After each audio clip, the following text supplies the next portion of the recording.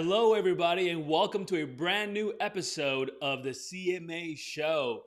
I'm happy to be here with you guys on a Friday, and I'm ready to tackle all your questions and give you guys answers so that way when you move forward with your CMA exam, you know what to do.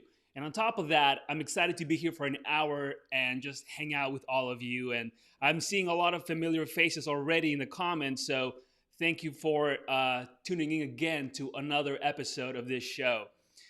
Finally, we're back on YouTube. There were a couple of technical issues that we had in the last couple of weeks, but I'm super happy to be back. So for those of you who are tuning in from YouTube, thank you for your patience while I got this sorted out. Let's see. Hey, Abbas, how you doing? Welcome to today's show. Before we get started, I just want to let you know that today we're going to be talking about the big question, which is the best CMA prep course or best CMA review course. Okay, so we'll be tackling that particular question in today's episode. And here, let me drop it here on the screen. So, which CMA exam prep is the best? This is the question that naturally every single person considering pursuing the CMA will at some point try to figure it out. Obtaining a CMA review course, it is an investment, so naturally everyone wants to make sure to make the right decision as to which one is the best. Now, what happens is that a lot of people go online looking for advice for someone to tell them, hey, this one is the best, okay? But I think that can be a disservice because everybody has a different learning style. So it's important that we look at a review course based on how we learn best and find one that fits that particular learning style. So we'll dive into that today. But I wanted to mention what the question for today is going to be. And as usual, once we're done going over this question, we'll jump straight into Q&A. And I'll answer all you guys' questions for the entire hour. If you're listening on the podcast, thank you very much for tuning in. As I always say, you are more than welcome to join us live on Fridays at 12 p.m. Pacific time on YouTube. All you have to do is search CMA Coach on YouTube, and my channel will show up right there. Subscribe to it, and then every Friday when we go live, you'll get notified when that happens, so you can join us live. And for those of you who are new to me, I'm Nathan. People know me as CMA Coach. I'm the founder of CMACoach.com and CMAExamAcademy.com, and I've been helping candidates pass the exam for the past 7 years. There's thousands of people have come through my doors asking for my guidance, asking for my help. And this is what I've been doing for a very long time. And my passion is to help you accelerate your career and income to a 6-figure salary as a certified management accountant. So everything I do goes towards that particular goal of helping you guys excel in your professional careers and help you get there a lot faster. And I know from personal experience that the CMA is absolutely that path to get you there a lot quicker. Hey, everybody. Hello. Let me know where you guys are tuning in from. I'd love to know. Hey, Abbas, it's 12:30 over there. Okay, it's 12:30 in the morning, I'm guessing, right? Hello, Sufyan. Welcome to today's coaching call. Great to see you. Abdallah, welcome. I see 3 thumbs up right there. That's awesome. Satyam, welcome to today's call. It's good to see you again. Welcome. Hey, Rio. What's up, Rio? Rio Bakmaturan. How are you, my friend? Hey, Nitesh, how are you? Thanks for tuning in, everybody. And we have here Shalene as well. Welcome to today's show. So, Nitesh is from India. All right, very cool. Welcome. I hope that you guys had a chance to watch my video comparing the CMA versus the CGMA. I published that video this past Monday. If you haven't yet, I would encourage you to check it out after today's live show. The CGMA is another management accounting designation. It's fairly new. It was created back in only 2012, so only 8 years. But people have asked me questions about it, so I thought that it would make sense to record a video comparing the CMA and to the CGMA. So if you're curious about it, you're more than welcome to check it out after today's episode. Hey, Mustafa, welcome. Good to see you again, my friend. And we got Vaughn. What's up, Vaughn? Welcome to today's show. This is awesome, everybody. So happy that you all tuned in. We're gonna have a really good show. I'm like amped up and ready. I have my cup of coffee right here. What are you guys drinking? Let me know.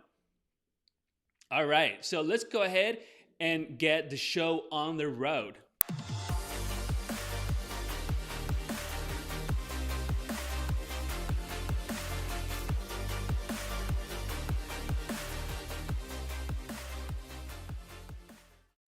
All right, everybody, and I see more people tuning in. Welcome to today's show. Ilda, so good to see you.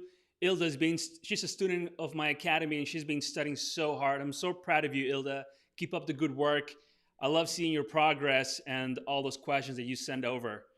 All right, guys, so today, like I said, the main question, and before we get started, if you haven't gotten your exam cheat sheet, it's completely free. It has the best 9 tactics that will help you pass the CMA exam on your first attempt. And like I said, it's totally free. All you have to do is click on the link above or below this video after the show and enter your email, and it will be sent straight to your inbox. It's a very short PDF.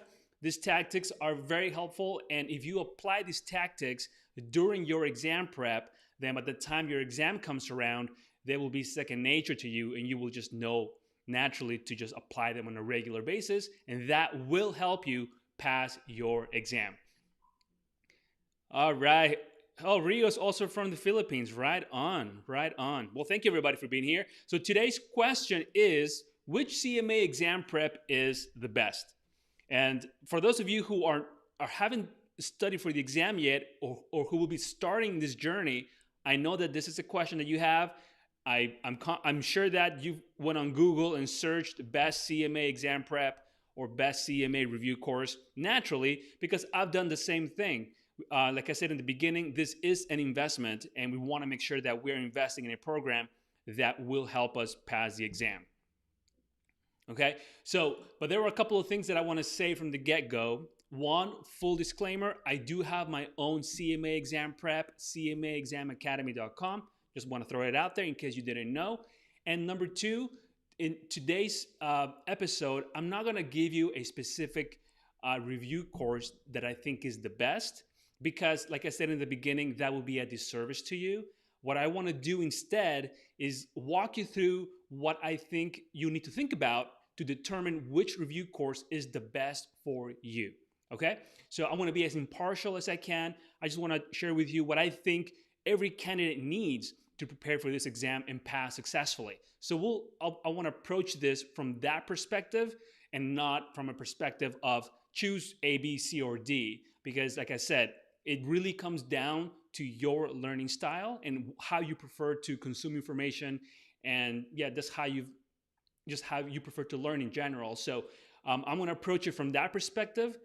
I wanted to clarify that from the very beginning, because I think that will help you choose the best course for you. And at the end of the day, that's what matters, right? So to get started, the first thing I'm going to talk about are the tangible study tools.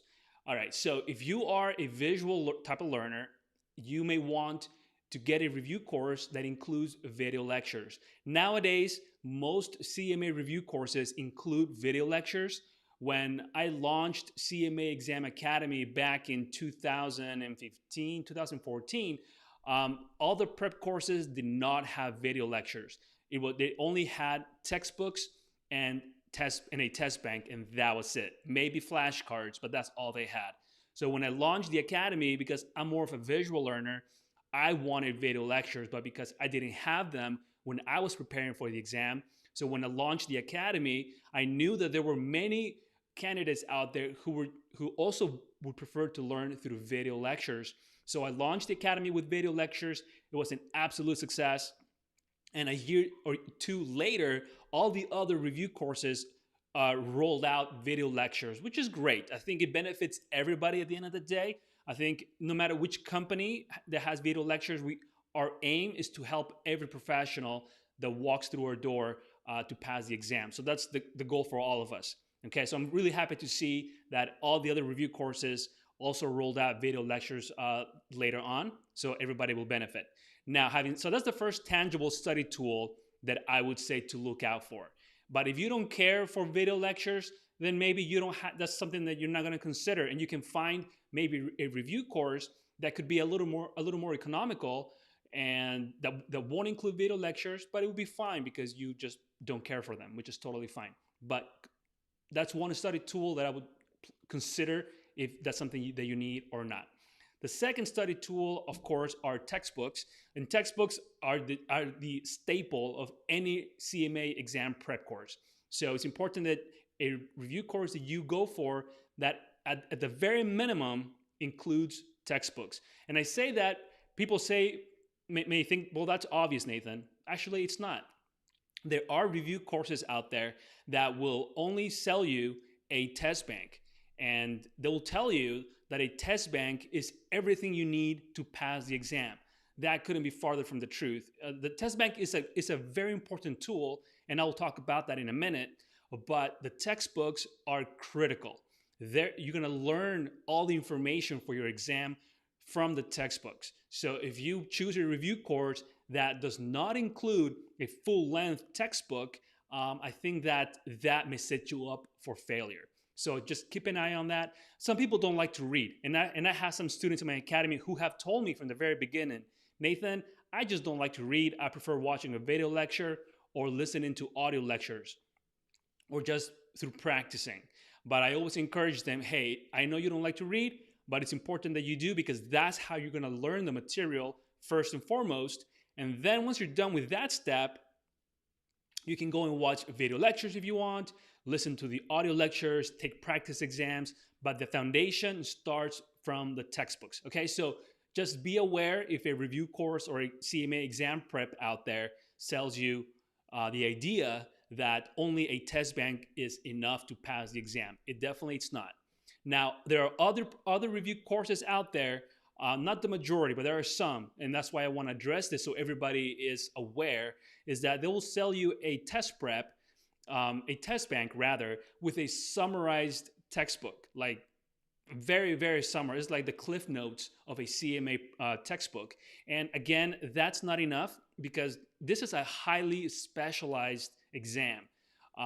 Going through just Cliff Notes will not really prepare you adequately for this exam, even if you have a lot of work experience. And that's something that I think people sometimes don't take it very seriously. They think that, oh, I have 10 years of accounting experience, I'll pass the exam, no problem, right? I just need the Cliff Notes, give me a test bank, and that's all I need. And I love the confidence. I'm not gonna lie, I love the confidence.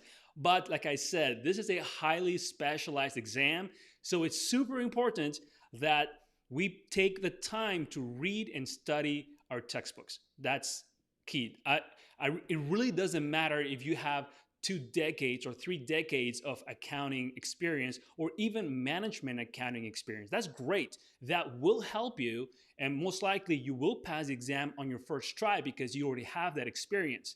But this is an exam, right? We need to study for it. There are going to be certain things that maybe you're not exposed at work, or that you're not very familiar with, and if you don't study that, you might fail the exam.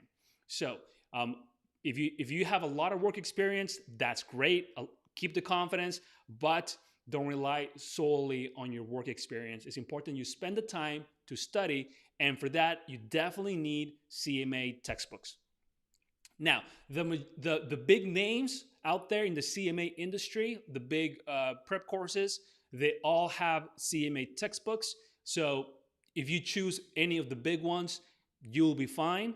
I wouldn't worry about it. It's mostly when I get concerned when people email me and say, hey, Nathan, I'm thinking of enrolling in this local institute, and what do you think? And I say, well, I don't know the local institute. What are they giving you? And they'll tell me, well, they're giving me just, like live lectures in class and a test bank, and that's it. And I'm like, no textbooks? And they're like, no textbooks. They just ask us to take notes and then go home and practice in the test bank, and that's it.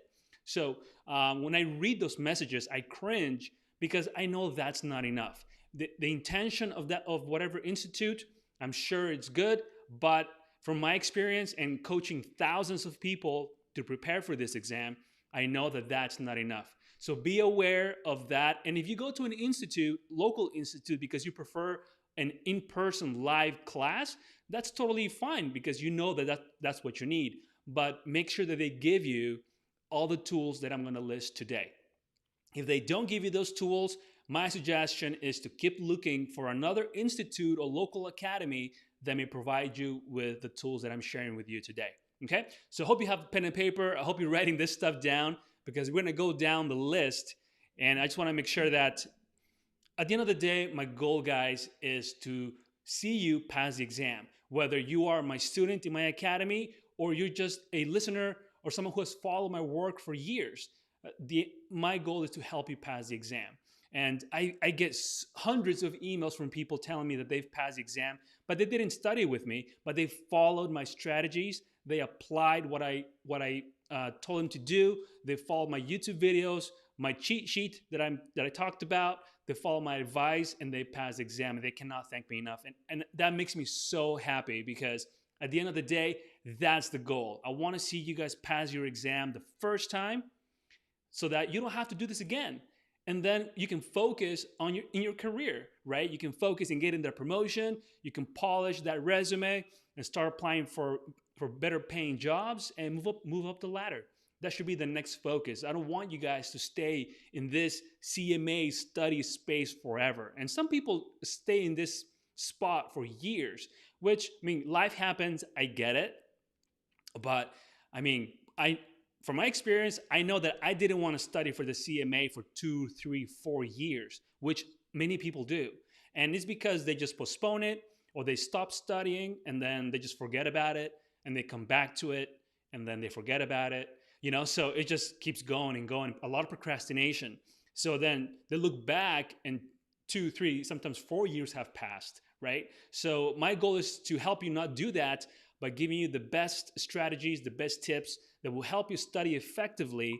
And then you can just pass your exam and be done with it. You're like, I'm done. And then you can just polish your resume and just move forward and continue pursuing and moving up the ladder in your company. Okay, so I've talked about textbooks, right? Now let's talk about test bank. Test banks are super important. And on the flip side of textbooks, some people will only get textbooks and not get a test bank. And again, I think that will set them up not to fail, but it just is not enough to prepare for this exam. The textbooks are the foundation, like I said. You gotta have those. Next, after that is the test bank, because this is a computerized exam. It's important that every candidate practices on a computer and goes through practice exams. One, to get comfortable with a computerized exam, which many are not. Two, to get an experience of how the exam will feel at the Prometric Center.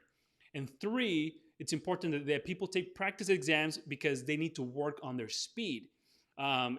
You will notice the first time you take a practice exam using a test bank, you will notice that you will go at a very slow pace. It might take you 3, 4, maybe 5 minutes to answer one question.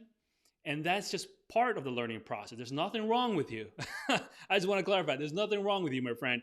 I've gone through that too. But it's just part of the learning process. We need to learn how to walk before we can run, right? So it's the same way in the test bank. You need to learn how to go through the process, understand the interface, understand where all the buttons are, how the questions are structured, and go through that process. Once you get familiar and comfortable with it, then you'll start running more and faster to the point where you'll be able to take practice exams and finish them quickly. If you don't do this during your practice exam, when you show up for your actual exam, you're gonna start crawling, and then you may walk a little bit, but you won't be fast enough to finish your exam. So we need to learn how to crawl, we need to learn how to walk, and we need to learn how to run during your exam prep, not after. If you just wait until your actual exam, is going to be very, very challenging. Okay, so that's the tool number two that you must have to pass the exam on the first try. Most review courses include an online test bank, so you're good there. It's very rare that a program does not include it. But if you come across, because there are so many CMA exam prep courses out there, and I think it feels like almost every month, one or two are popping up all over the world. So keep in mind, when you look for a review course, that review course includes textbooks and a test bank at a minimum. And if you are a visual learner, then absolutely make sure that they include video lectures for you as well.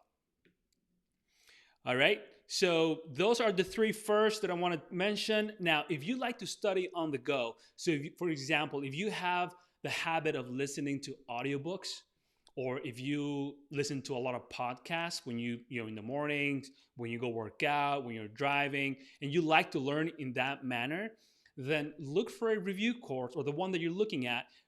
See if they include audio lectures, but not summarized audio lectures, but complete audio lectures. So that way you can continue doing the thing that you do every day, continue with your routine, but instead of listening to a podcast episode, you can listen to audio lectures, right? So that's part, if you like to learn this way, this is going to be a very effective tool for you.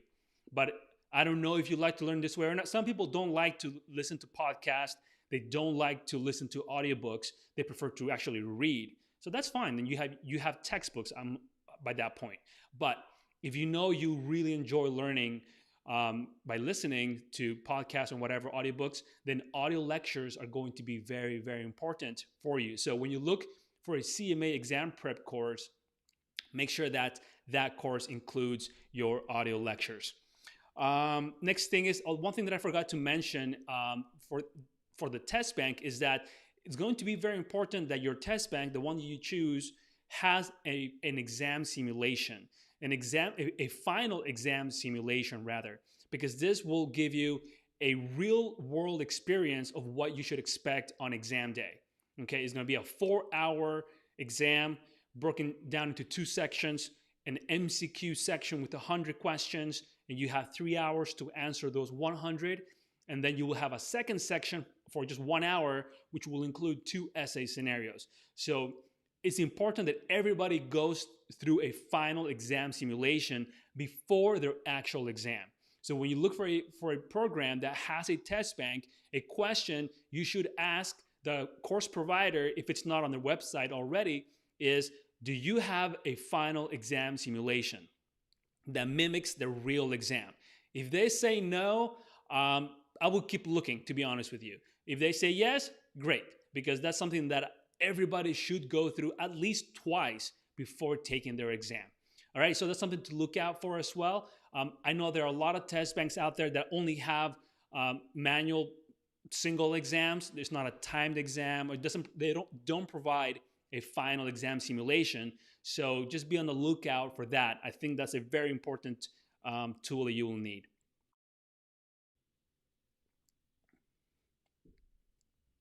All right, so having said that, that coffee, it just tastes so good. This coffee it's a pour over. It has notes of vanilla, of dark chocolate, of almonds, of like nuts. It's delicious.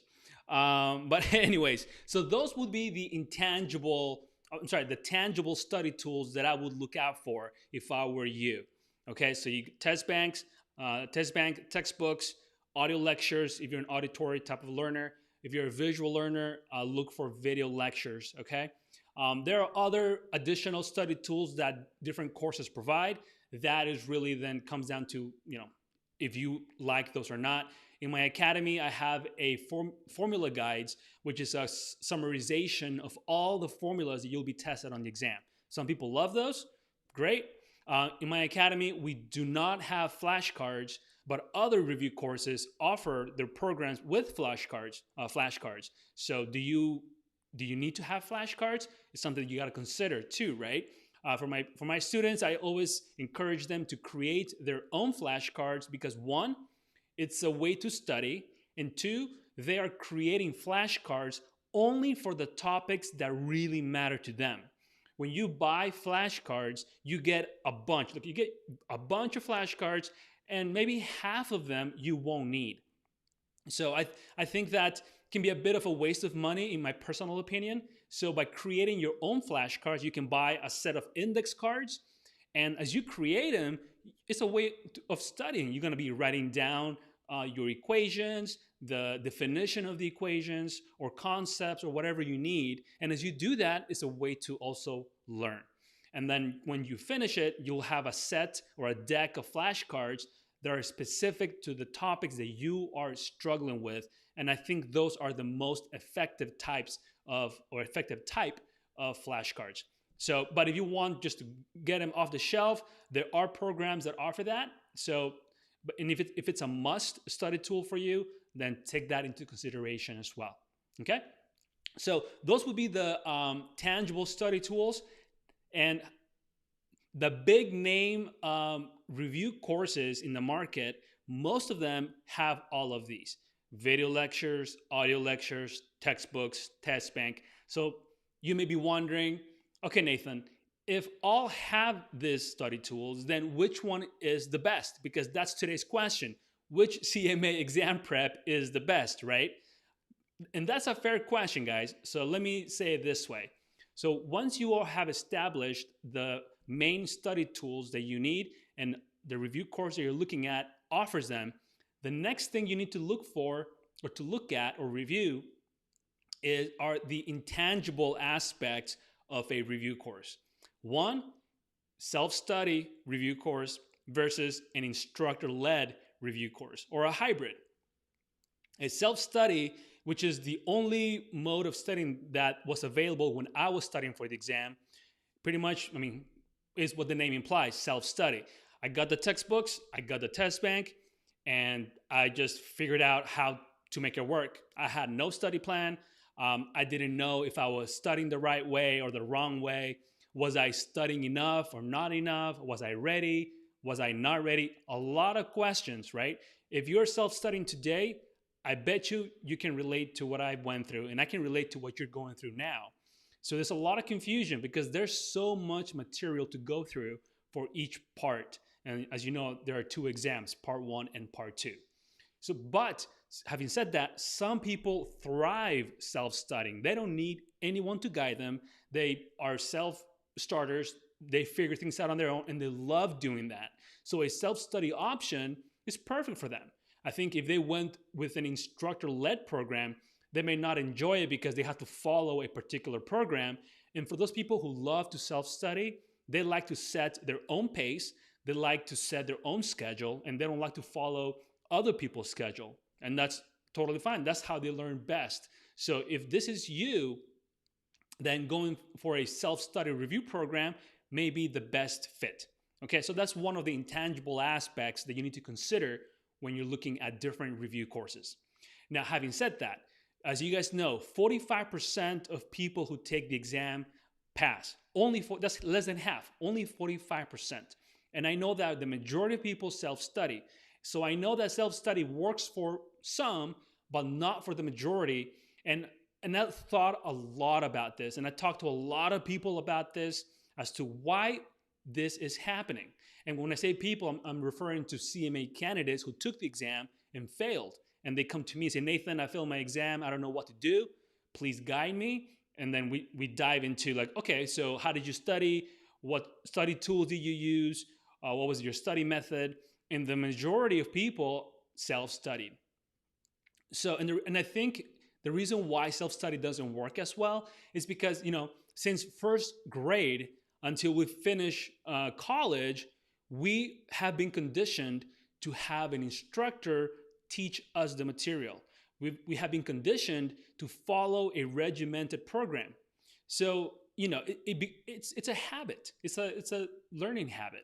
So if you go from first grade all the way to your graduation, when you get your undergrad, or some people get their master's, the process is the same, and they succeeded. They passed every grade, they graduated, they moved up to the next grade, and so on and so forth. So when it's time to take or to study for an advanced certification like the CMA or the CPA or the CFA or the CIA, whichever certification, some type of advanced certification, most people will opt to self-study, but they haven't really self-studied for a very tough exam before. They always had a class, they always had an instructor or a coach to help them through the process. So I think because they try to change the modality of how they're learning, that becomes an issue. And this is my personal opinion, but I believe that that's one of the key factors as to why people who self-study don't succeed as often as those who take a course with an instructor or a coach and whatnot. Okay, so but like I said, some people love that modality. So if that's you, self-study is the right way to go. Then choose a review course that gives you that flexibility. Next is the instructor-led. So instructor-led is a program where you will have an instructor who will guide you throughout the program, just like back in college. You show up to class, and the instructor tells you, okay, week 1, we are going to review these topics. By the end of the class, the instructor will say, okay, you have assignments, complete them before we start week 2. And that's just like a regular class, right? So some people thrive in that, and I would say most people thrive in an environment like that. And I say that because, one, we've been conditioned to learn with that modality, and 2, we are very busy professionals. We all have full-time jobs, we have family obligations and whatnot, so there are always things pulling for our attention, but having a structured program kind of helps you and kind of protects that time that you have to focus in your study program. Okay, so if this is you, if you prefer to have a program that walks you step by step what to do every single week, and that you have an instructor and a coach that will follow up with you, that will check in with you, that will keep you on track and accountable, then look for a program that provides this type of learning environment, okay? Because you might thrive the best in this type of modality. Now, there are hybrid courses, and those could be between self-study and with an instructor, but those, I haven't seen many of those. I've seen maybe like one a couple years ago, but I looked it up and they're not around anymore. So maybe that modality quite doesn't work. So right now you have a self-study modality and an instructor-led modality. So that's one of the intangible aspects I would really consider before you choose a CMA review course. Because if I told you the best CMA review course is a self-study review course, but you don't like to learn that way, but because you trust me, you go and buy a self-study course, to me, it might be the best, but to you, it won't be, because it won't work with you, with your learning style. So I will have not done my job, you know? So because of that, I want you guys to make that call, but what I want to do is point out the options that you have available and to really ask yourself, how do I learn best? The CMA journey is tough. Like I said, this is a highly specialized exam. By no means it's easy. Only 45% of people pass the exam. And we're talking about professionals, people who have a lot of experience, who major in accounting, but they still fail the exam. So that goes to show that this exam is not easy. So asking yourself, how do I learn best, will help you, will set you on the right path to choosing the right program that fits you, and 2, that will help you pass on your first try. So I would say that's a key question that you need to ask yourself before buying a review course, okay? All right, so let me have a quick sip of my coffee, if you don't mind. So is this all making sense? I feel like I rambled a little too long, but if it's making sense, give me a thumbs up in the chat. I would love to see that, get some feedback. I hope I'm on track. It is making sense. And like I said, today I'm not going to tell you which CMA review course is the best, because that really comes down to your personal learning style. Okay, but what I'm doing today is pointing out the things that I believe you should look out for or look for when reviewing different CMA review courses. Another intangible aspect of a CMA review course that I think it'll be good for you to consider is your instructor, the video lectures themselves. And to do that, you can get sample video lectures from all the different providers and see which one resonates with you the most, which one seems the most interesting. Because when someone is delivering a lecture, the personality of that instructor comes through, their style of teaching comes through. And if you choose a review course that you just cannot sit and watch like minutes of the review of their video lecture for as much as, I mean, maybe it looks really nice, is well done, professionally done, but if you just can't sit there and listen and watch it, then most likely is if you buy that course, you're just not going to watch the lectures. And if you are a visual learner, you need that study tool, right? So another intangible aspect is to look at the style of teaching.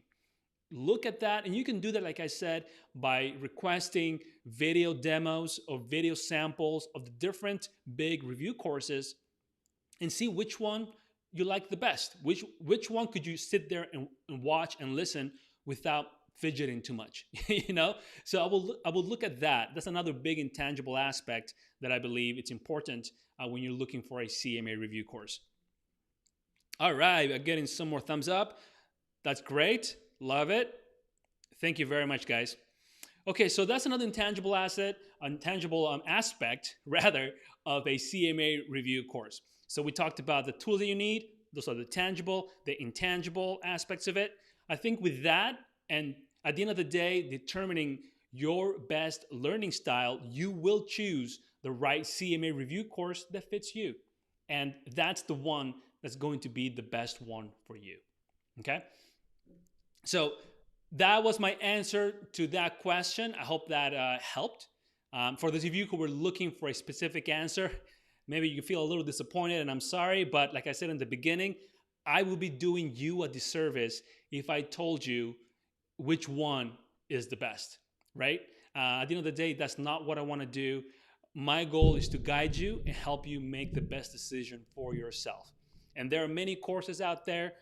This is an investment. It's not cheap. So, but don't look at it as a cost, but look at it as an investment towards you, an investment for your future. If you look at it that way and think about the earning potential that you can get after passing the CMA exam and getting certified, do an ROI calculation, and you will see that the investment that you put into the review course, that you put into getting your certification with exam fees, IMM membership, and all that, it really isn't that much compared to the value of how much you can earn. And it's not a one-time check. We're talking about an annual salary.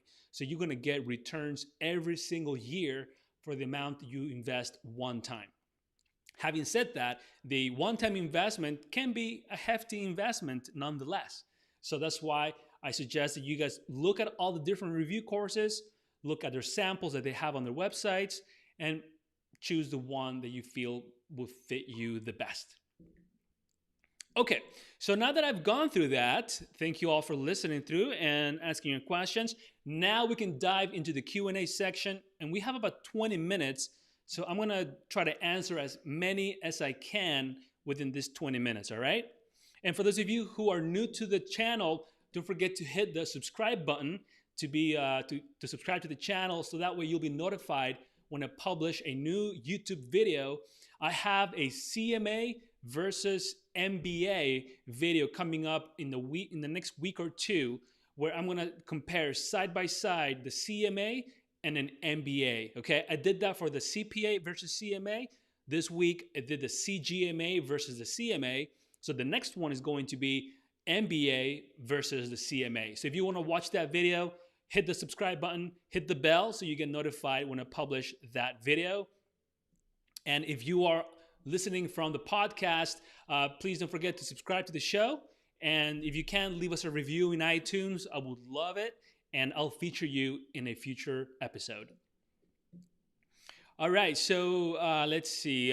Sufyan, I'm doing very good. He's asking, hello, Nathan, how are you? I'm doing great. Thanks for asking. Thanks for your giveaway textbook for part 1 and part 2.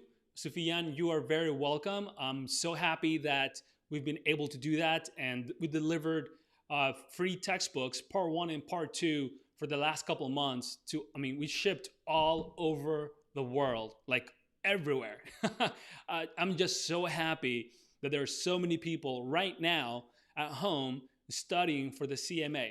And like I said in the very beginning, textbooks are the foundation. That's a must. if you start with any study tool, everybody should start with textbooks first, right? So I'm very happy that I've had the opportunity to give my textbooks away in paperback to so many people all over the world. And Sufiyan, I'm happy that you're one of those recipients. Another question here. We had a calculated Texas BA2 Plus calculator. Is it okay for the exam? Yes, the Texas BA2 Plus, the Texas Instrument BA2 Plus calculator is definitely fine for the exam. I would suggest that what I've been told by the IMA is that certain prometric centers around the world may have certain restrictions on specific calculator models. Even though the IMA has released a list of the allowed calculators for the exam, they did tell me that candidates should also contact the prometric center where they are going to take the exam and just inquire if the calculator they have is going to be allowed. But only do this if you're getting a scientific calculator or an advanced calculator. If you have a very basic 6-function calculator, you don't have to contact Prometric because that calculator will definitely be allowed. I'm referring to the ones that are more advanced, like the Texas Instruments. Personally, I use the Texas BA2 Plus financial calculator. Let me show you. And this one, I used it for part 1 and part 2. This one right here. And it was fine. I had no issues with it.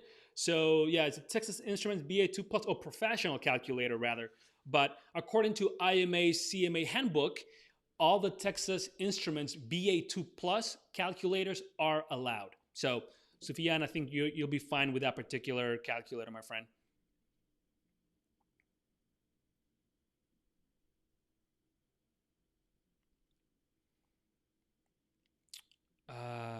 Let's see. Satyam is saying, I want to know if cost accounting has only figures, or is it the same like financial accounting? I'm not sure I understand your question, Satyam. Cost accounting and financial accounting are both require figures and equations and whatnot. Obviously, they are addressing different types of the accounting function. One is cost accounting, one is financial, but I'm not sure I quite fully understand your question, Satyam. But there are going to be a lot of calculations, a lot of equations in both instances. Nathan, you are a really nice guy. Well, thank you very much. I appreciate that. I'm just happy to help. I'm just happy to help. Let's see. We got any other questions? Let's see.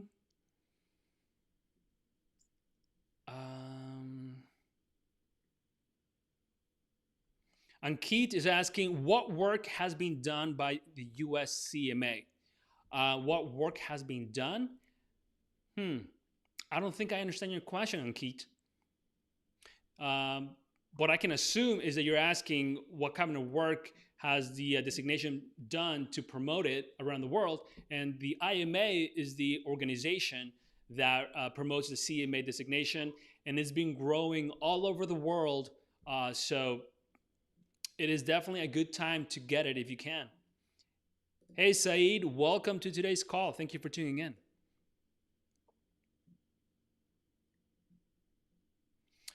Their sheet is asking, do you need to write the GMAT for an MBA if you already have passed the US CMA exam? Their sheet, there's no exemptions for an MBA entry exam if you have the CMA. They're not related, so I would imagine you will have to take the GMAT. Ilda says, you're right. You secured us everything for studying. We only have to find time for going through the whole information and to be prepared for the exam in the best way possible. Ilda, that's right. And like I said before, Ilda's a student in my academy, so she's aware that I've structured the program in a way that is very easy to follow. There's no guessing work involved. Every student knows exactly what they have to study every single week. They know the assignments that they have due every single week. And that has been one of the big factors as to why my students have found exam success. We have a pass rate above 90%. When you compare that to the industry average of only 45%, I'm just super happy. And it's not just me, it's my entire team. There are two other CMAs on staff. We have support staff, and all of us, we are fully committed to helping our students pass the CMA exam.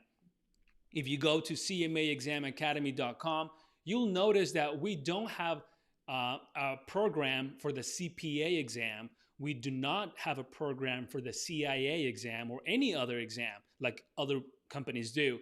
Our focus is only the CMA. And the reason why is because the CMA has changed my life in so many positive ways. So I know firsthand the benefits of earning the CMA will bring to someone who earns it. So that's why I've dedicated the entire company just to this one designation, because I know the pass rates are very low. And my interest is not to help people pass a ton of different exams. I just want to help people pass the CMA, and that's our entire focus. From me to everybody in my company, all we do is help our students pass the CMA. And I believe that's one of the reasons why our pass rate is double than the industry average. Oh, Abbas says, I'm lucky that I chose you as an instructor. Thanks a lot, Nathan. Abbas was a student of mine. I say was because he already passed both exams and he's done with the CMA. And Abbas, I'm very happy that you were a student of mine. You studied really hard, and I mean, it goes to show. I mean, you passed both parts. So I'm super proud of you, my friend. Super proud of you. Sunny has a question. Can I get a job without certification? Because after passing the CMA, I need 2 years of experience. Sunny, that's a great question. So if you're not aware, you can take the CMA exam before you earn your 2-year work experience requirement. And I actually encourage people to do that, because when you pass the CMA exam, even before you have gained the work experience, you can put that on your resume and say CMA pending. And when you go for job interviews, you can explain and say that, hey, I passed the CMA. I have the knowledge. I have the skill sets for a management accounting position. All I need is work experience. And companies may give you a shot. And just so you're aware, maybe they might pay you a little less than they would normally, but take that as a challenge for yourself. Prove them that you are worthy of that position. And then, after 6 months or to a year, they will see that you've performed really well, because as a CMA, you absolutely will. I have no doubt. And they could maybe at that point change your salary or even promote you, because you will have shown them that you can and deserve that job. So yes, Sunny, I recommend that if you want to get the CMA before getting your work experience, to absolutely do it. It will help you. Rio saying, yes, I agree with you, Nathan. We need textbooks to further support your knowledge. Yep, that's right, Rio. I'm glad you think so. Yeah, textbooks are very important, my friend. Very important. Hari is asking, hey, Nathan, do you need 2 years of a continuous experience? I have experience of 23 months. Yes, you need 2 years of continuous experience. You're like almost there. You got a month left. What I would suggest, Harry, is to contact the IMA directly. Send them your resume and explain your situation to them, and see if they can make an exception, because you are only a month shy of your 2 years. So I will reach out to them. Maybe they'll say no, but it's worth a shot. The worst thing that could happen is they'll say no, and that's what I would expect them to say. But if they come back and say, hey, yeah, okay, we'll make that exception for you, there you go. You're set, right? So Hari, I would recommend that you reach out to them. It doesn't hurt. Ahmed is saying, best of the best. Really, your information very useful. Regards, Ahmed. I'm glad you think so. Thank you for tuning in to today's show. I appreciate it.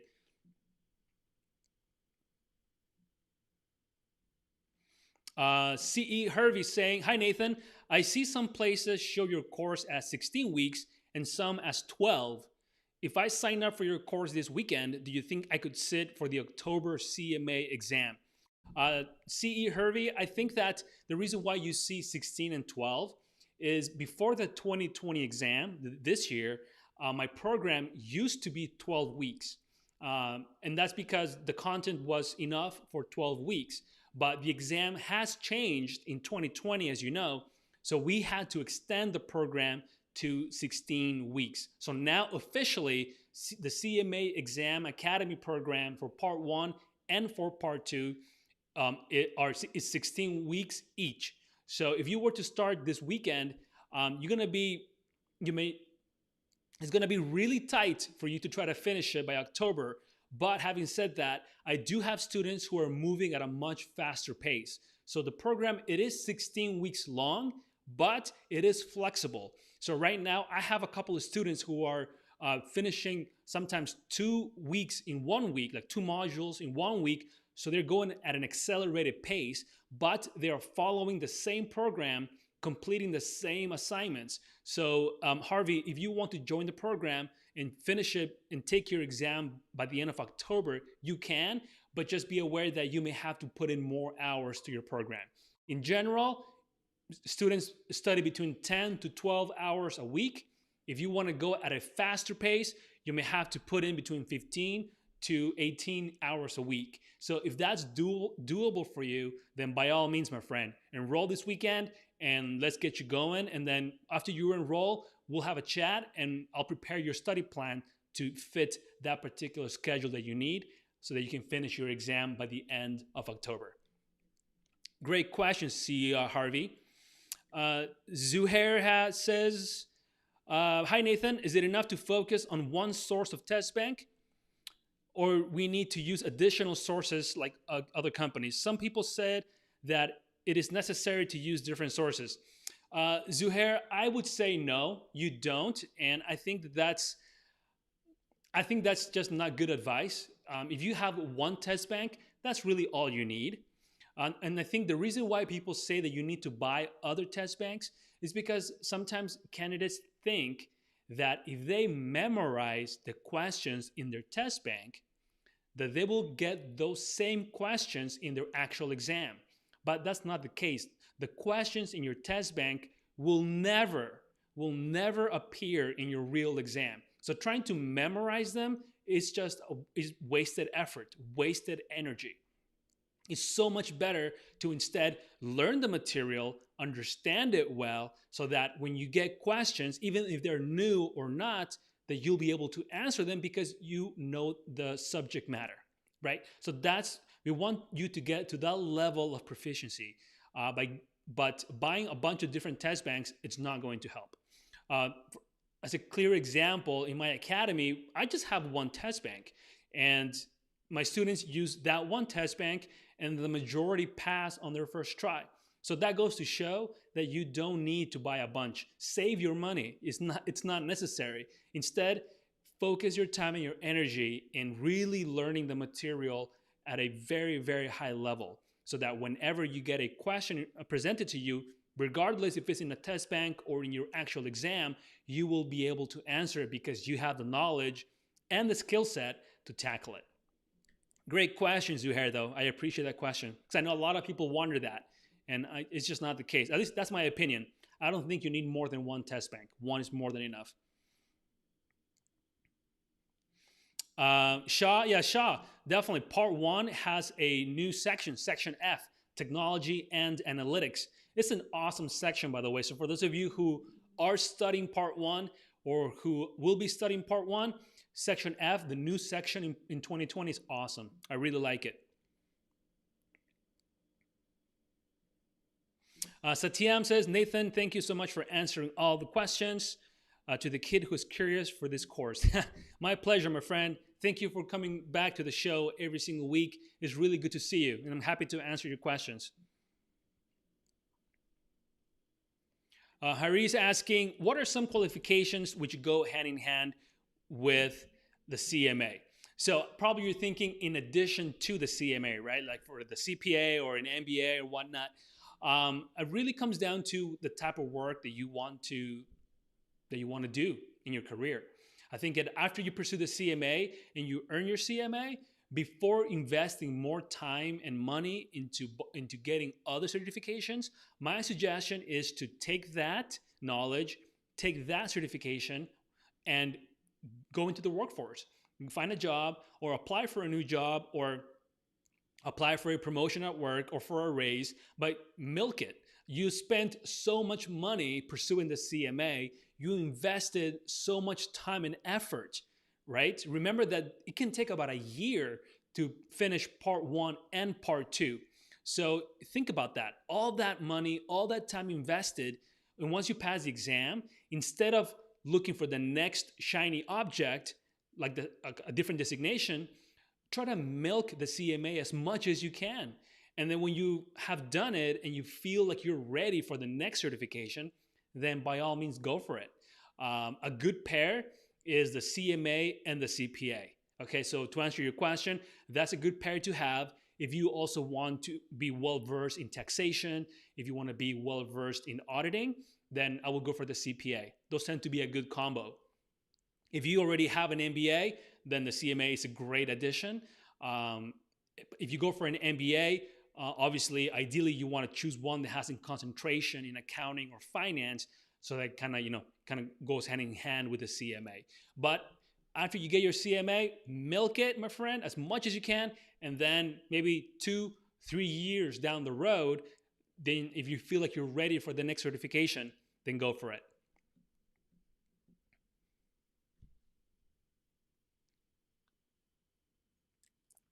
Oh, their sheet. That's a great question. I think I just answered it. I am in my final year in college, and you've passed the CMA exams already. Whoa, congratulations, my friend. I wish I had. Oh, here you go.